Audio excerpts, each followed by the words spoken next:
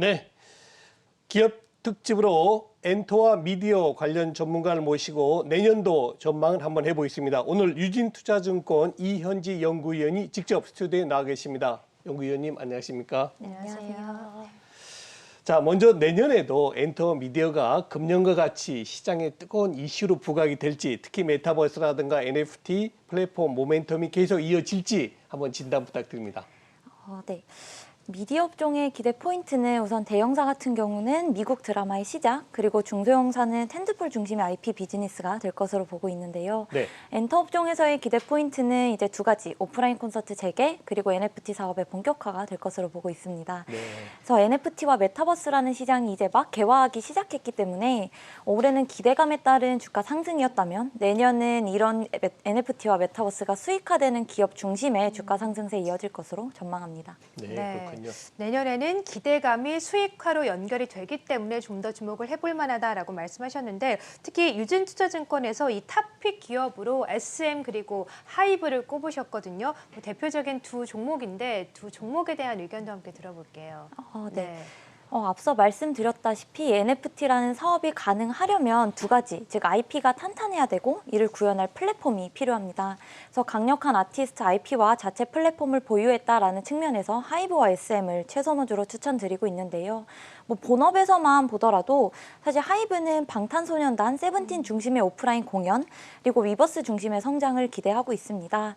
뭐 예를 들어서 설명드리면 이번에 방탄소년단의 경우에 미국에서 4회 공연을 했는데 그리고 마지막 날 온라인 동시 송출을 했는데 티켓 매출로만 약 700억 원 정도를 벌어들인 것으로 추정하고 있습니다. 그래서 내년 공연이 재개되면 가장 수혜를 크게 볼 종목으로 보고 있고요. 뭐 SM 같은 경우는 NCT와 에스파를 중심으로 한 외형 성장을 주요 포인트로 보고 있습니다.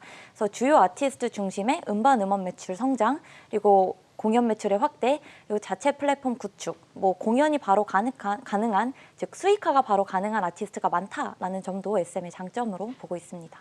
네, 그렇군요. 우리 연구위원님이 관심 가지신 종목 중에서 특히 제 눈에 확 들어온 게 바로 아프리카 TV입니다. 뭐 금년에 최고의 주식이었다고 봐도 과언이 아니죠. 정말 이렇게 우상향으로 꾸준히 오르는 주식이면 정말 주식할 맛이 나죠. 네. 자, 과연 아프리카 TV가 내년에도 꾸준한 상승세 보일 수 있는 모멘텀은 무엇으로 보십니까? 사실 매년 20% 이상씩 성장하는 별풍선 매출을 제외하더라도 두 가지 포인트가 더 있습니다. 첫 번째는 광고 플랫폼, 그리고 두 번째는 NFT 플랫폼으로서의 성장인데요. 아프리카 TV는 지금 유저의 80% 이상이 MZ세대이고 네. 매달 600만 명의 트래픽이 몰리는 플랫폼입니다.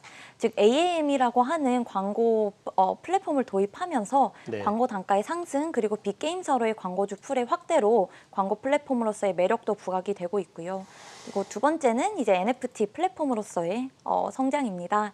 그래서 지금 BJ의 IP를 기반으로 한 NFT 상품을 판매하는 플랫폼을 운영하고 있는데 내년 하반기에는 다양한 경제 활동을 통해 수익 창출이 가능한 그런 메타버스 플랫폼을 또 런칭할 계획입니다. 그래서 이게 일회성 테마에 그치는 게 아니라 앞으로도 IP를 활용해 돈이 되는 플랫폼을 보유한다라는 측면에서 좀 충분히 관심 있게 보시면 좋을 것 같습니다. 네, 아프리카 TV 올해도 주가 흐름이 상당히 좋았는데 내년도 뭐 메타버스와 연관이 좀 되면은 좀 더 상승할 수 있지 않을까 또 긍정적인 의견도 주셨고요. 하나 더 종목을 여쭤보자면 이 스튜디오 드래곤 콘텐츠 종목에 대해서 여쭤보도록 하겠습니다. 사실 저는 드라마를 굉장히 좋아해가지고 이 드라마 제작사 주가 흐름도 눈여겨보고 있는데 스튜디오 드래곤은 이 드라마 흥행에 비해서 잘 주가가 좀 못 가는 것 같아요. 어떻게 보십니까? 네. 드래곤은 사실 조금 더 장기적인 시각에서 접근하시면 좋을 것으로 보입니다. 왜냐하면 그러니까 내년 기준 방영 편수가 이제 31편으로 올해 대비 증가하는 점은 좀 긍정적이긴 한데 주가를 견인할 모멘텀은 내년 하반기에 나오는 미국 드라마가 될 것으로 보입니다. 그래서 뭐 넷플릭스와 재계약을 그래도 지금 유리한 조건으로 진행하고 있고 뭐 글로벌 레퍼런스에 따라서 리쿰률이 상승이 되면서 수익성 개선이 내년에 나타날 것으로 보고 있어서 그래도 지금 제작사 중에서는 가장 편안하게 접근할 수 있는 종목이지 않나 싶습니다. 네, 그렇군요. 자, 뭐 금년에 참 좋았던 업종 중에 하나가 엔터미디어인데요. 과연 내년에도 좋을지, 그리고 내년에 엔터미디어 투자하실 분들이 꼭 챙기셔야 될 변수가 무엇인지 한번 부탁드립니다. 네. 뭐 미디어에서 말씀을 드리면 글로벌 OTT 향 오리지널 작품이 예정보다 좀 적게 편성이 되거나 혹은 글로벌 OTT의 한국 시장 진출이 좀 지연된다거나 등의 변수가 있을 수 있겠고요. 엔터에서는 뭐 델타 오미크론에 이어 또 다른 변이 바이러스가 확산된다면 또 다른 주요 변수가 될 것으로 보이지만 내년에도 미디어 엔터는 충분히 올해보다 더 큰 성장을 할 수 있을 것으로 보고 있습니다. 네, 제가 한 가지만 더 여쭤볼게요. 사실은 저는 오징어 게임을 보면서 우리나라의 정말 우리 한민족의 무궁무진한 큰 힘 중에 하나가 나왔다. 그래서 제가 우스갯소리로 이제 앞으로 꼴뚜기 게임도 나올 거고 뭐 망둥어 게임도 나오는데 실제로 이런 문어 게임은 나왔다고 하더라고요. 아, 그래요? 예, 예, 예. 예. 그래서 제가 우리 전문가 오신 김에 한번 여쭤보고 싶은데요. 네. 진짜 금년과 같은 이런 어떤 히트가 된다면 내년에도 저는 굉장히 그 부각되는 그런 업종이라고 보거든요. 우리 연구위원님이 평소에 관심 뒀던 종목 한두 개만 더 소개해 주시죠. 이제 제작사 쪽에서 말씀을 주신 것 같아서 예. 제가 좀 관심 있게 보는 제작사를 좀 말씀을 드리겠습니다. 예. 네네, 그렇습니다. 지금 대형사 위주로 말씀을 드렸는데 사실 뭐 넷플릭스, 디즈니 등이 들어오게 되면 저는 네. 중소형 제작사 위주로 좀 아. 수혜를 많이 볼 것 같아요. 예, 예. 말씀 주신 오징어 게임도 중소형사에서 만들었기 그랬죠. 때문에 네. 그래서 저는 내년에 A스토리나 사마 네트워크스 같은 종목을 좀 좋게 보고 있는데요. 네. 예. 사마 네트워크스 같은 경우는 HBO Max에 이제 작품을 납품한 경험이 있기 때문에 네네. 내년에 HBO Max가 한국 시장에 들어온다면 뉴가 디즈니와 같이 부각돼서 올라갔던 것처럼 그렇죠. 사마 네트워크스도 한번 좀 기회가 될 수 있을 것으로 보고 있고요.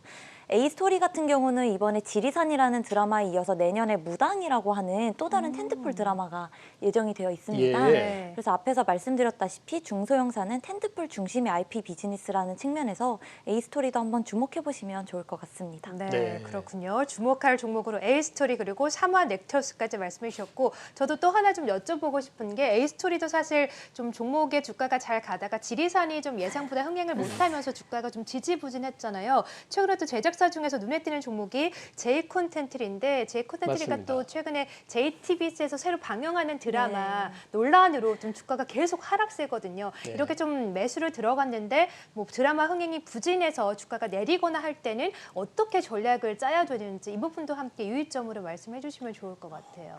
네. 상당히 어려운 질문을 주셨는데요. 네.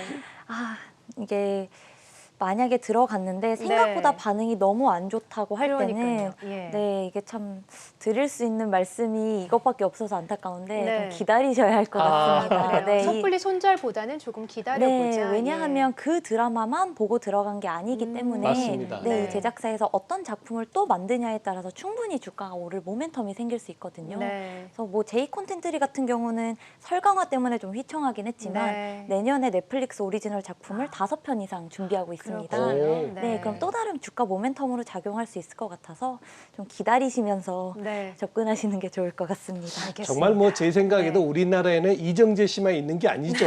조은성 씨도 있고 조인성 씨도 있고 네. 사실 뭐 저는 굉장히 재밌게 봤어요. 그런데 시청자분들은 네. 조금 다른 의견이 있는 모양입니다. 정말 우리 연구원님 말씀대로 엔터 관련주는 조금 기다림이 필요한 그런 네. 업황이 아닌가라고 저도 맞습니다. 생각을 합니다. 네, 그렇습니다. 또 1, 2화가 좀 부진하고 그러더라도 16회까지 보면 맞습니다. 또 재밌어지는 네. 드라마도 네, 맞습니다. 있으니까요. 좀 기다려보는 미디어 엔터에 대한 의견까지 함께 주셨습니다. 자, 지금까지 유진투자증권의 이현지 연구위원과 함께 엔터 콘텐츠에 대한 이야기 들어봤습니다. 말씀 고맙습니다. 네, 감사합니다.